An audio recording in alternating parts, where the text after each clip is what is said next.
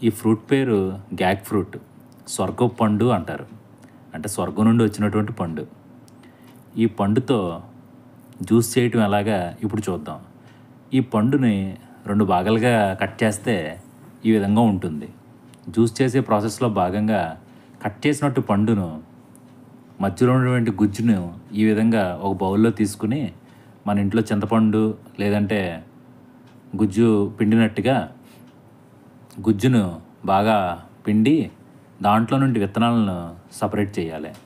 ఆ సపరేట్ చేసినటువంటి విత్తనాలను వచ్చినటువంటి గుజ్జును జ్యూస్ చేయటానికి ఉపయోగపడుతుంది.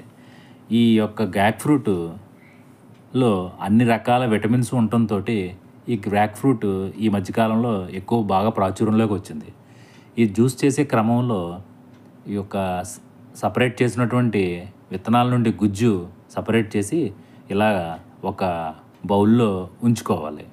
ఇలా బౌల్‌లో ఉంచుకున్నటువంటి గుజ్జును సపరేట్‌గా ఒక దాంట్లో పెట్టుకొని ఈ యొక్క పండును కట్ చేసిన తర్వాత వచ్చినటువంటి ఆ యొక్క దాంట్లో ఉన్నటువంటి గుజ్జును కూడా ఒక చిన్న స్పూన్ ద్వారా ఈ విధంగా తీసుకొని ఆ గుజ్జుతో కలిపేసుకొని ఒక మిక్సీ జార్‌లో వేసుకోవాలి. ఈ మిక్సీ జార్‌లో వేసుకున్న తర్వాత దీనిని బాగా గ్రైండ్ చేసుకొని మనం జ్యూస్ చేసుకుంటానికి వీలుగా బాగా మెత్తగా చేసుకున్న తర్వాత చేసుకోవాలి. ఈ విధంగా గ్రాప్ ఫ్రూట్‌లో వచ్చినటువంటి గుజ్జుని ఆ పల్ప్‌ని రెండిటిని కూడా చేసుకోవాలి.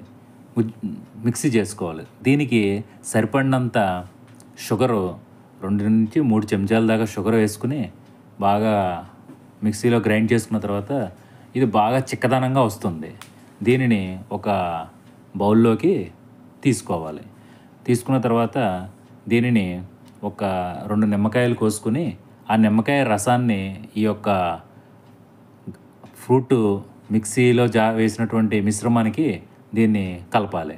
కలిపేసి దీన్ని ఒక నిమ్మకాయ ఐస్ క్యూబ్స్ కానీ వీలుని బట్టి చల్లని వాటర్‌తో కానీ నిమ్మకాయని పిండుకొని ఈ విధంగా తాగినట్లయితే గ్రాప్ ఫ్రూట్ చాలా అద్భుతంగా ఉంటుంది.